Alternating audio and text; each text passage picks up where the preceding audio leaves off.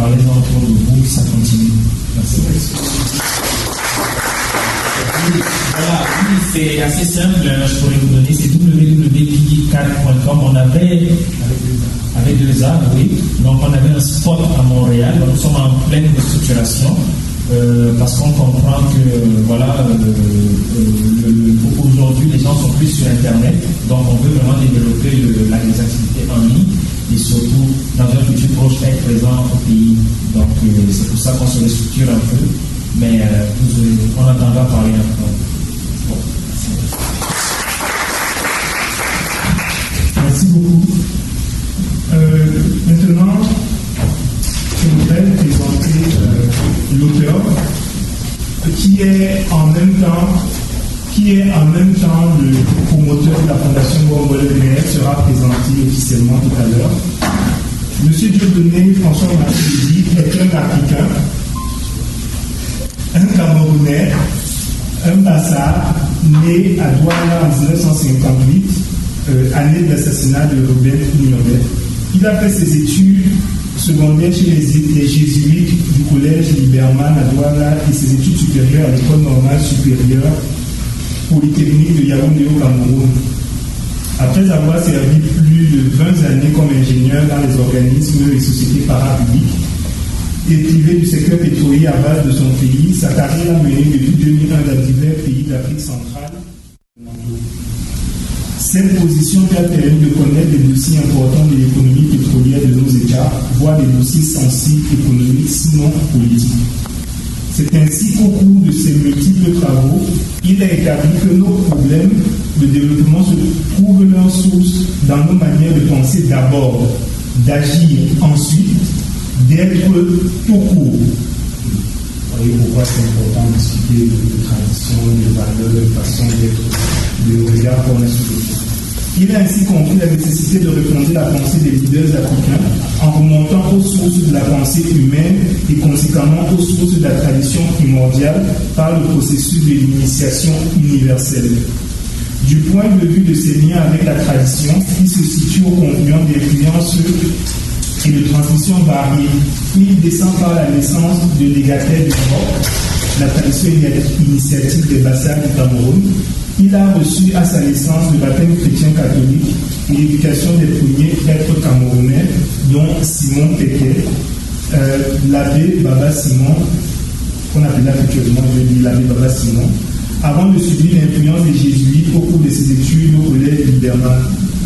Il a reçu et approfondi ici et là les initiations traditionnelles de l'Orient et de l'Occident. En demeurant attaché au double principe de l'unité et de l'unicité, de l'initiation qui fonde la tradition primordiale et à partir des traditions et cultures des peuples du monde entier, il travaille désormais à la restructuration de la pensée des jeunes Africains, mais aussi celle des jeunes du monde. Les leaders d'aujourd'hui et de demain, en communiquant sur cet héritage qu'ils considèrent commun à notre humanité, afin de contribuer à assurer à tous un développement durable dans l'impératif de la loi d'harmonie universelle. C'est pour cela que M. Dieudonné François-Marie Yoti a entrepris de mettre sur le marché du livre avec le concours de la librairie Publicat, dont on est arrivé un représentant concours de Montréal au Canada, le premier tome d'une série d'ouvrage intitulé Bombolé. Le tome 1 est sous-titré Les légendes et les 6 autres devront paraître progressivement. Sous vos ovations, une fois de plus, avec le cérémonie M. Dieudonné François-Marie Yoti.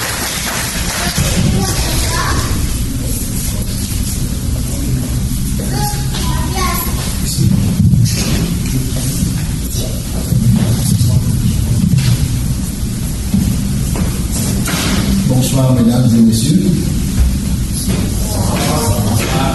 Je voudrais vous exprimer ma profonde reconnaissance à vous toutes et à vous tous qui avez pris de votre temps pour être ici aujourd'hui. Je voudrais vous dire qu'aujourd'hui est un très grand jour pour moi. C'est sans doute parmi les jours les plus importants de ma vie, tout au moins de celle-ci. Peut-être comprendrez-vous tout à l'heure pourquoi je pense qu'on abordera la question. Mais je voulais vous dire merci d'être là, parce que les jours que nous vivons revêtent une gravité certaine. Je vais commencer mon propos pour expliquer très succinctement cet ouvrage et certainement l'esprit qui prévaut dans ce que nous avons appelé la série Mongolais par la situation qui prévaut dans le monde. Nous suivons la télé, la radio, en dehors de tous les problèmes de tension de sécurité dans les différents pays où nous vivons. Nous savons qu'il y a quelques jours, encore que nous ne serons pas sortis de l'auberge, comme disaient certains, nous savons qu'il y a encore quelques jours qu'on a risqué une conflagration au Proche-Orient. Nous savons qu'il y a encore une ou des guerres qui continuent en Afrique. On pense en particulier à nos frères du Kivu. En fait, notre planète, en ce qui concerne l'humanité que nous constituons, est un brasier permanent, au point où nous désespérons un jour de vivre en paix sur ce navire cosmique que nous appelons la Terre et sur lequel nous sommes. Et la question, c'est de savoir, est-ce qu'un jour, nous pourrons vivre en paix sur cette terre? Répondre à cette question nous impose de nous poser une autre question. C'est qu'en réalité, qui sommes-nous? Tout à l'heure, c'est ce qui permet de passer à ce petit film que nous avons regardé. Surprenant, passionnant, dérangeant, parce qu'il bouscule nos certitudes. Nous avons tous fini par penser qu'il y a un ordre établi du monde. Les images qui remontent à plusieurs millénaires nous montrent que l'ordre apparent auquel nous croyons n'a rien à voir avec un ordre millénaire qui semble être gravé dans la pierre. J'ai beaucoup aimé les dernières phrases du commentateur de la vidéo qui parlait de tous ces points mystérieux sans doute par la manière dont les constructions qui ont été faites apparaissent, mais mystérieux aussi par l'esprit des peuples qui ont habité ces régions. Mais il y a une dernière phrase qui a été explicite et qui me plaît. Il a dit, sur cette ligne, cet équateur spécial qui n'est pas l'équateur géographique, on trouve, à notre grande surprise, nous les humains, des constructions qui dépassent notre entendement.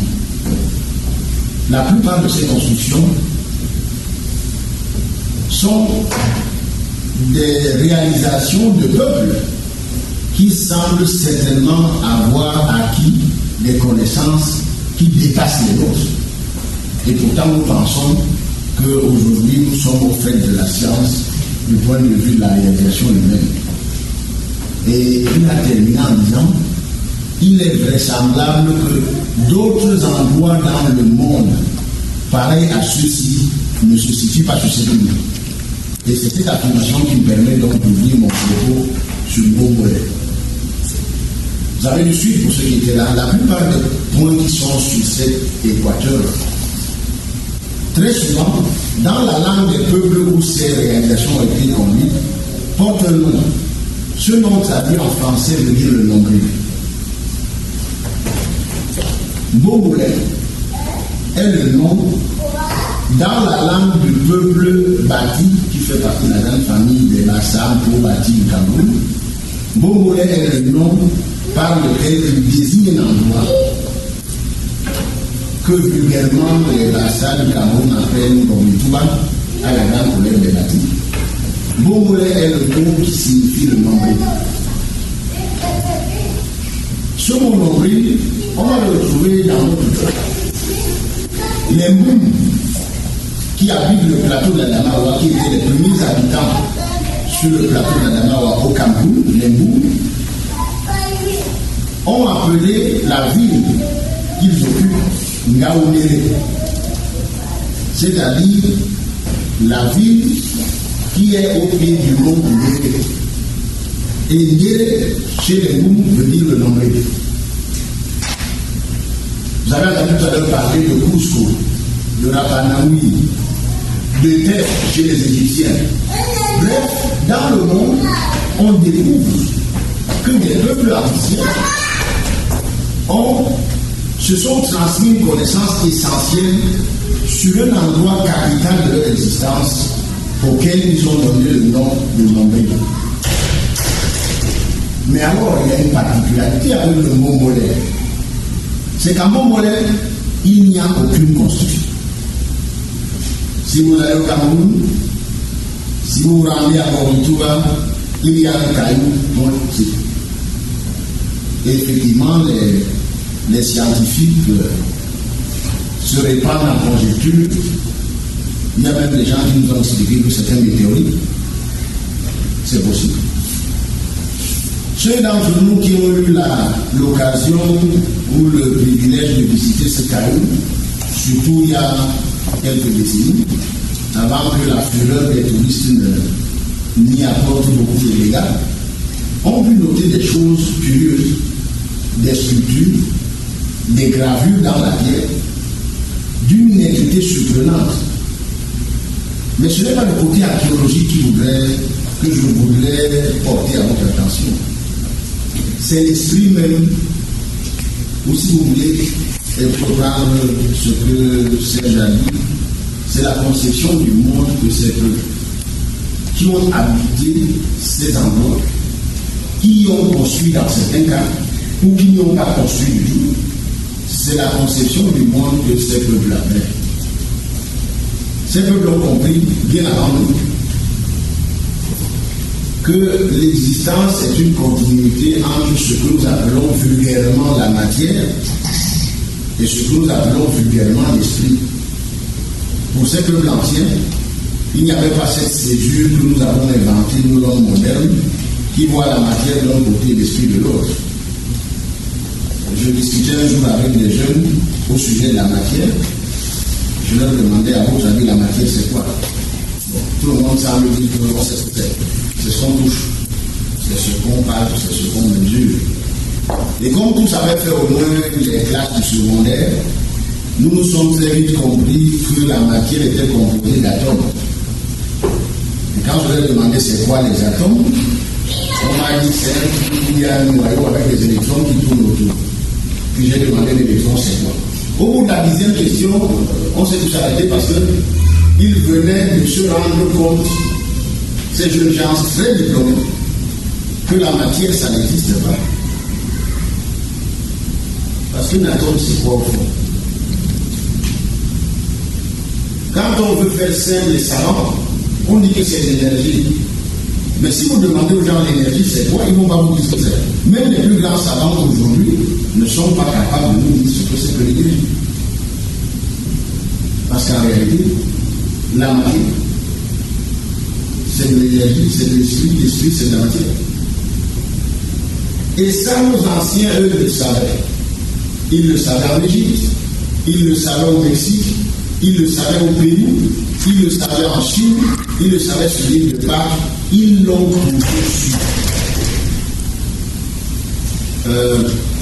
Il y a quelques jours, je lisais un livre de vulgarisation sur les mathématiques, écrit par deux célèbres auteurs qui sont des jumeaux, Igor et Grishka Bogdanov. Ils ont écrit, c'est tout dernier, la pensée de Dieu. Mais c'est un livre de maths, pas par religion. Et curieusement, les Bogdanov ramènent sur la table de très lourdes équations des plus pointus hommes de science de notre temps, c'est les prix Nobel en maths, en physique, en chimie, qui arrivent à une seule conclusion. C'est qu'en fait, la réalité n'est pas tout est nombre. La seule chose qui existe, c'est les nombres. C'est curieux. On a l'impression d'entendre les pythagoriciens qui disaient l'Éternel fit l'univers avec nombre, poids et mesures. Cette citation est d'ailleurs revenue dans la Bible. Alors, nous allons demander pourquoi il parle de nombre. Pourquoi en parlant de la matière, il parle d'esprit. En fait, c'est là toute l'histoire dont je parlais tout à l'heure. C'est là toute mon histoire C'est là toute notre histoire nous touche. Que l'on soit sur l'île de Pâques, que l'on soit en Afrique, que l'on soit noir, blanc, jaune, vert, il y a des réalités qui demeurent. Nous sommes habitants d'un être vivant. Mon expérience m'a conduit à cette certitude. Je prends quelquefois une formule à prière pour dire ça. Oui, l'être vivant, c'est la terre. Nous aussi, nous sommes des êtres vivants, mais je dis souvent, pour faire la prière, mais bon, ça amuse quelques-uns, ça n'amuse pas d'autres. Que par rapport à la terre, nous sommes comme un verre intestinal dans l'intestin d'un homme. Évidemment, c'est très dérangeant ce genre de conception, mais elle est certainement la plus proche de la vérité. Alors, je suis né de parents qui eux-mêmes sont nés de parents porteurs de tradition. La tradition du peuple Bassa, que l'on appelle globalement Bo. Et très jeune, j'ai appris à me méfier de ce mot. Enfin, tout à la fois à m'y intéresser. C'était très curieux ce mot-là. Un mot qui tout à la fois signifie l'être humain, la communauté humaine, le village, le clan, le cosmos, l'initiation. Un seul mot veut dire tout ça à la fois. C'était pour moi quelque chose à la fois d'inquiétant et d'intéressant. Et au fur et à mesure que j'ai grandi, sans doute parce que ceux qui m'ont, mes parents les premiers, qui avaient grandi dans ce contexte traditionnel, savaient dans les événements ordinaires fixer l'attention sur les points qui semblaient ordinaires mais qui ne l'étaient pas. Donc, j'ai grandi dans cette atmosphère tout au long de mes années d'apprentissage de jeunesse jusqu'à ce jour. Il m'est arrivé de m'attarder sur des questions parce qu'elles me semblaient pas tout à fait ordinaires. Et c'est comme ça que j'ai eu ce que je considère beaucoup plus comme un devoir, plus qu'un privilège, de grandir auprès des gens qui pointaient des choses du doigt en insistant dans leur regard pour que je ne regarde pas leur doigt, mais que je regarde ce qu'ils pointaient du doigt. Et c'est comme ça que petit à petit, j'ai appris à ne plus regarder seulement ce qui pointait du doigt, mais à me rendre jusqu'au point qu'il désignait. Et puis j'ai commencé à me rendre compte que les choses et le monde n'étaient pas nécessairement ce que l'on voulait, enfin, ce que j'appelle l'establishment voulait commencer.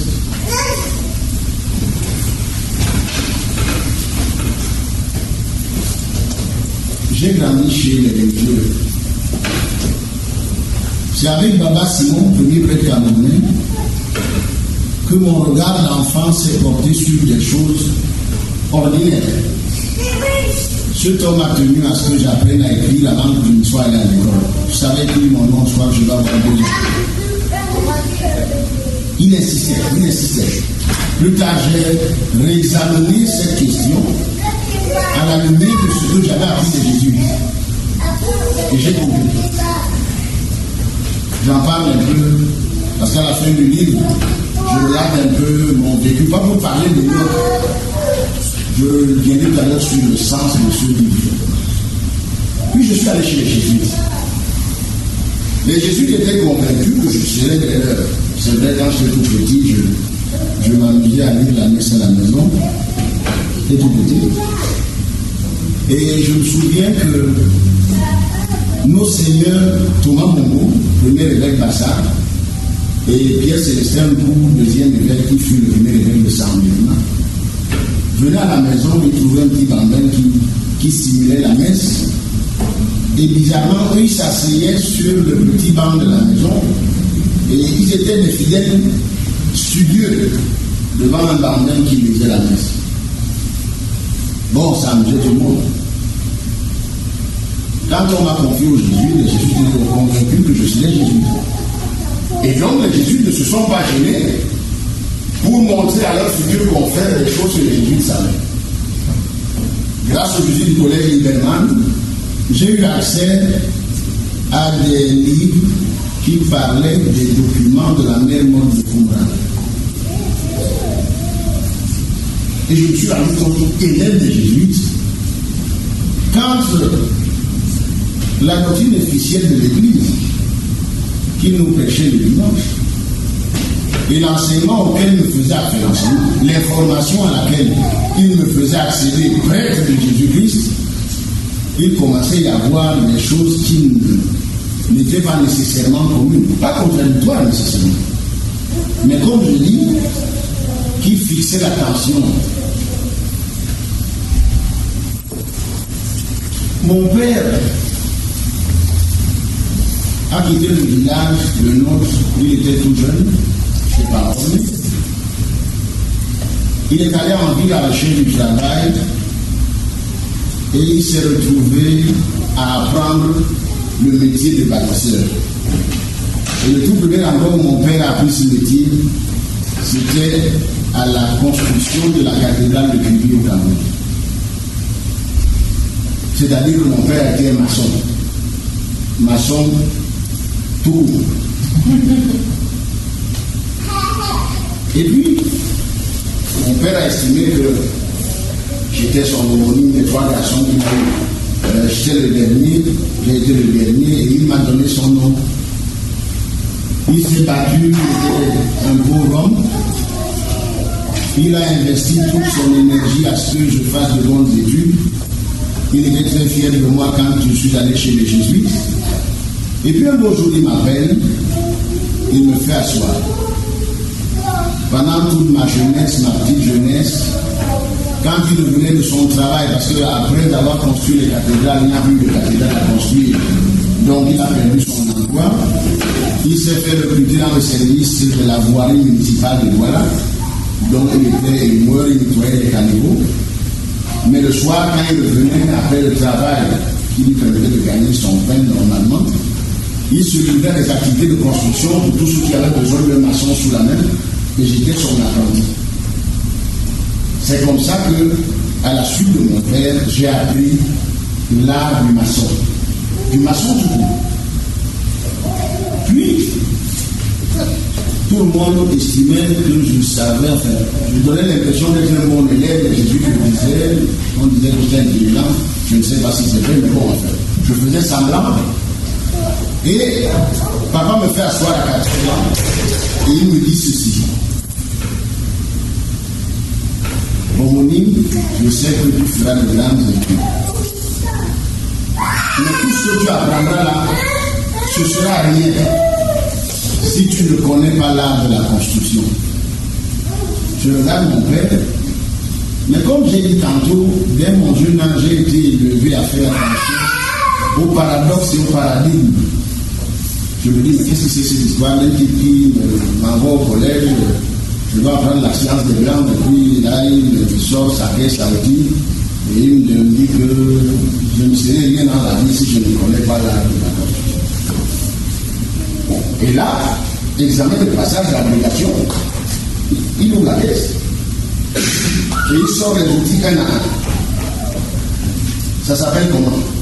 Quelle est sa fonction? Comment on l'utilise? Je peux vous assurer que mon père était un homme éligible par certains côtés. Quand une bonne réponse n'arrivait pas, c'est une claque qui arrive. J'ai passé mon examen. Et je pensais connaître tous les outils de la caisse à outils du père. Jusqu'au moment où, des années plus tard, après ce jour-là, ayant été reçu sur d'autres maçons qui ne n'étaient pas des maçons du coup, je découvre, comme dans un enchantement, le sens des outils que mon père, qui lui était qu'un homme sorti du village, me donne en expliquant comment il faut se construire soi-même, comme on construit la maison. Et puis, j'ai eu le privilège, sans doute d'être précoce, je n'en tire aucune gloire, ça s'est plutôt traduit en beaucoup de souffrance. J'ai eu le privilège d'être reçu par des hommes de cette humanité suffisamment accomplis dans le champ de la tradition. Qu'elle soit religieuse,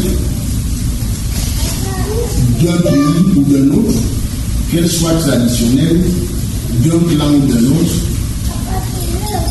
Et toutes ces années qui ont passé m'ont amené à deux certitudes. La première, c'est que à ceux à qui beaucoup a été donné, beaucoup est demandé. Donc pour moi, c'était un impératif pour avoir reçu tout ce que j'ai reçu, de le restituer.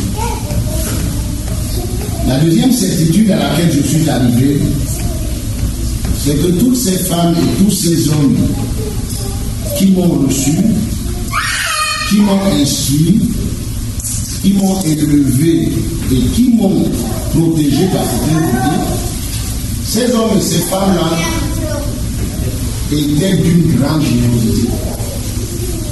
Parce qu'ils m'ont donné ce que je n'aurais pu trouver nulle part, que je n'aurais pu acheter. Et je ne pense même pas que mes seuls travaux m'auraient mené à la compréhension de ce qu'ils ont porté et de ce qu'ils ont donné. Donc ces deux conclusions, la première que je rappelle, c'est-à-dire à ceux à qui beaucoup a été donné, beaucoup a demandé, et la deuxième conclusion, que ces femmes et ces hommes étaient d'une grande générosité, me portent aujourd'hui à accomplir l'essentiel de ce pourquoi je pense que je suis là. Donner à cette jeunesse du monde, au-delà de la jeunesse africaine, au-delà de la jeunesse camerounaise, au-delà de la jeunesse du peuple Bassam, Boubati, au-delà de la jeunesse que peuvent constituer mes propres enfants, donner ces éléments que l'on retrouve dans le film qui est passé tout à l'heure. C'est-à-dire la connaissance des invariants qui ne changeront jamais d'une génération humaine à une autre, d'un pays à un autre. Des invariants qui, du point où je me situe aujourd'hui, sont le point incontournable pour que l'être humain se construise normalement et qu'il construise une société humaine acceptable, durable et prospère. C'est la raison d'être de la mission que je me suis donnée. Je voudrais être précis dessus, je ne voudrais pas réclamer une tutelle que l'on aurait du mal à trouver ou à justifier. Il est souvent plus facile pour beaucoup de dire qu'on les a investis d'une mission. Moi, je me suis inventé la mienne. Je me suis inventé ma mission pour demeurer logique avec moi-même. J'ai acquis la certitude que j'ai beaucoup reçu.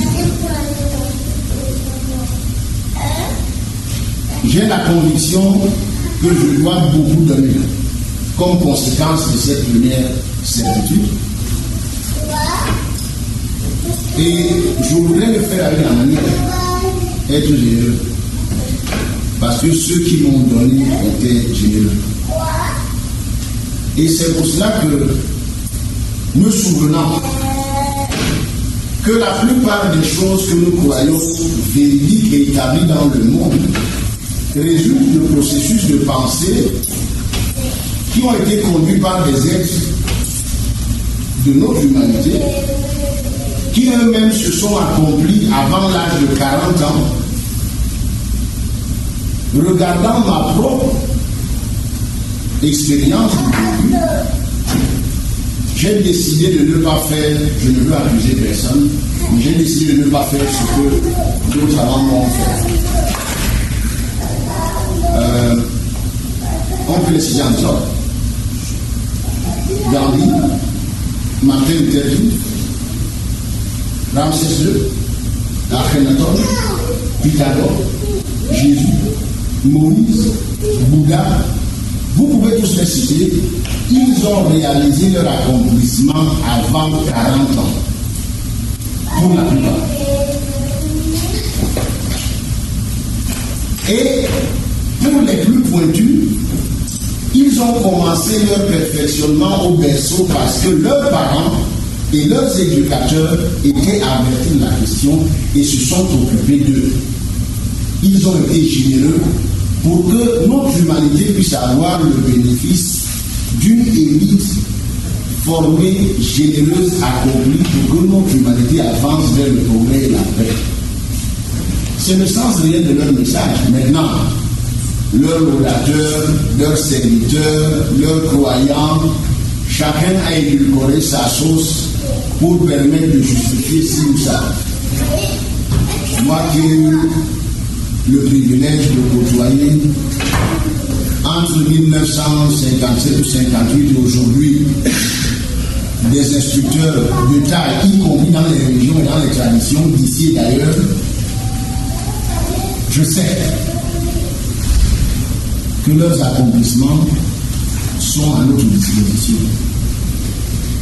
Mais toute la question donc aujourd'hui c'est: est-ce que la jeunesse de ce monde est disposée à se prendre en charge? C'est-à-dire, comme disait l'autre, est-ce que les jeunes, chacun en ce qui le concerne, sont disposés à porter chacun sa croix? Est-ce que nous sommes disposés à consacrer le meilleur de nous-mêmes, non seulement à notre perfectionnement, mais également au salut de notre prochain, le salut étant cette vie accomplie? On peut se demander qu'est-ce que les gens avaient à mettre des édifices colossaux faits de pierres qui pèsent des tonnes. Franchement. Mais quand on y regarde de près, on comprend qu'ils étaient suffisamment intelligents pour nous laisser un message qui résistait même au complot de tremblement de terre. Alors, mon volet a été écrit pour rendre justice, si on peut parler de justice, non, pour rendre témoignage à ceux-là qui, pendant ces 55 années, ou un peu moins puisque le livre a été achevé il y a quelques années, m'ont reçu, m'ont instruit, m'ont formé, m'ont protégé. C'est la première raison de ce ouvrage.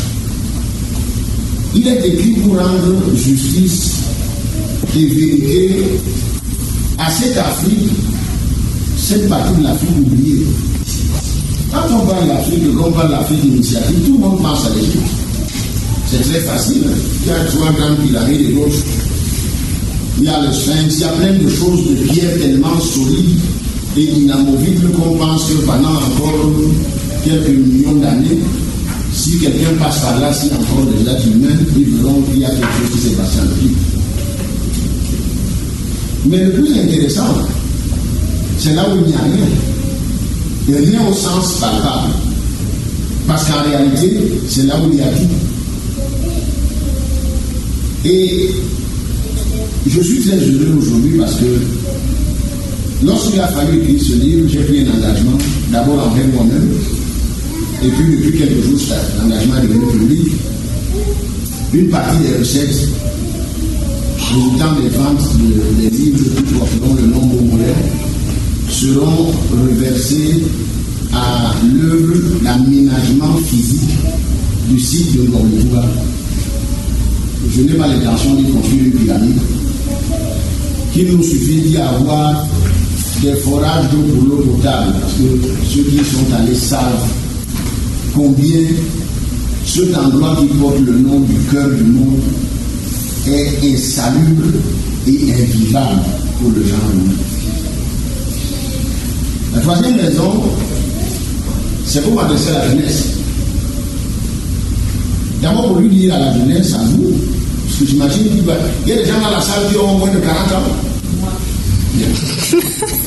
Je n'exclus pas ceux qui ont moins de 40 ans. Pour dire à cette jeunesse que non seulement il est indispensable que vous entriez dans la voie de votre accomplissement personnel. Mais ensuite, il dit que c'est possible. Que c'est possible et que c'est possible ici et maintenant.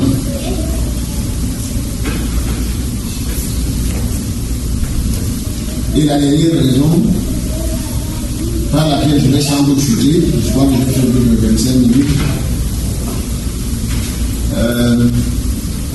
c'est que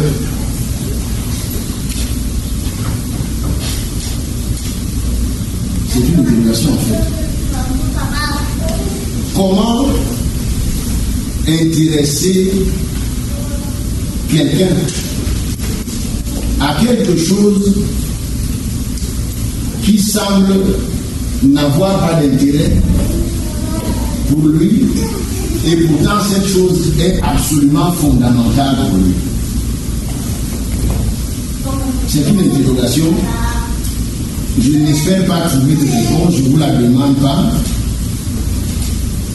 mais je peux vous assurer que si j'ai traversé autant d'années, et Dieu seul sait, de difficultés en tout genre pour arriver ici à Montréal, et je voudrais saluer de toutes mes forces nos amis, les amis de Clinica. C'est le temps nous rendra compréhensible ce que nous faisons ensemble. Mais tout à l'heure, Elou a dit une chose et je voudrais lui dire que votre espérance sera accomplie. Il y a 30 ans, je sortais d'une réunion importante d'un ordre d'initiative très célèbre, je ne citerai pas. Et il m'est apparu très clairement que je devrais émigrer pour le Canada. Il y a 30 ans. Des contraintes familiales ont fait que je ne bouge pas. Je suis resté au Cameroun. C'est des gens qui vous montrer avec moi le tracé de la pensée universelle que porte la tradition a un cheminement infaillible. J'ai fini par classer le Canada dans les oubliettes. En 2004, mon fils aîné me dit il faut que j'aille faire mes études au Canada. Je n'avais jamais parlé du Canada avec lui, pour la bonne raison que l'histoire du Canada est arrivée, il n'était pas né. Et il me dit, je lui demande, le Canada, il me dit oui. Pourquoi le Canada? Et il me répond, c'est Dieu qui me l'a dit. Deuxième chose, à cette époque de l'histoire de Dieu, de religion, je traité par mes enfants, pour des raisons de liberté individuelle. Et j'ai quand même voulu en savoir plus. Je dis, Dieu et toi, ça s'est passé comment? Il dit non. Il a ses conversations, enfin, il avait ses conversations avec Dieu. Et Dieu lui a dit qu'il faut qu'il aille au Canada. Je vais vous passer des épisodes totalement incroyables parce que ça vient plus de la folie ou de la fiction.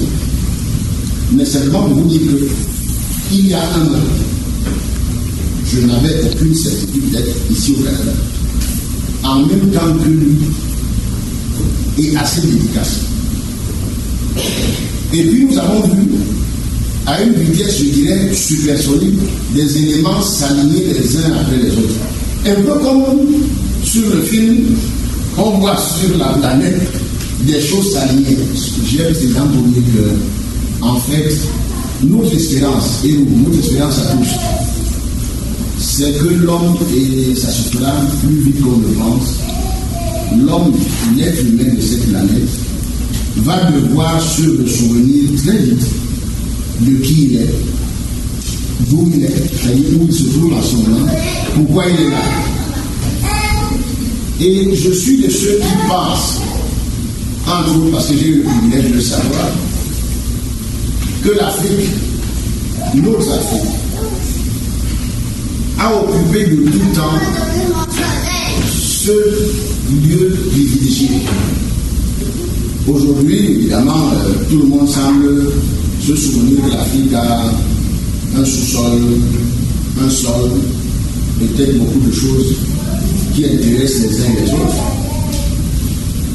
Il est temps que nous rappelions que l'Afrique est sur sans quoi la terre n'est pas la terre, et que ça ne peut pas être prioritairement une histoire de matière première.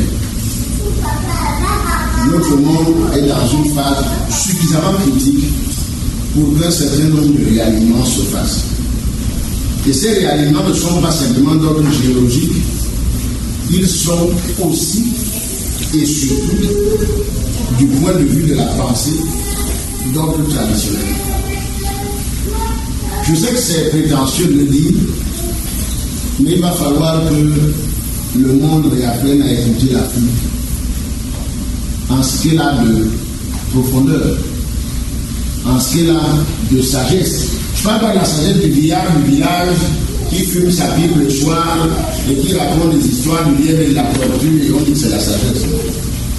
Je parle de ce nombre d'or que nos ancêtres n'ont pas tracé. Je ne parle pas d'Égypte. Je parle du nombre d'or à Mauritanie parce qu'il est là.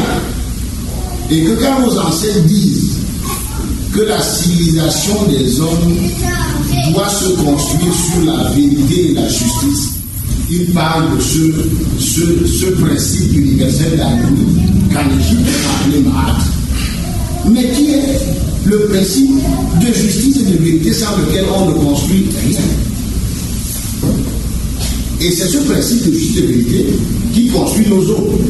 Ceux qui se sont essayés au nombre d'or savent que même la constitution physique humaine, tous nos organes, tous, sans aucune exception, la nature tout entière, les arbres, les pierres, tout est construit sur ce principe.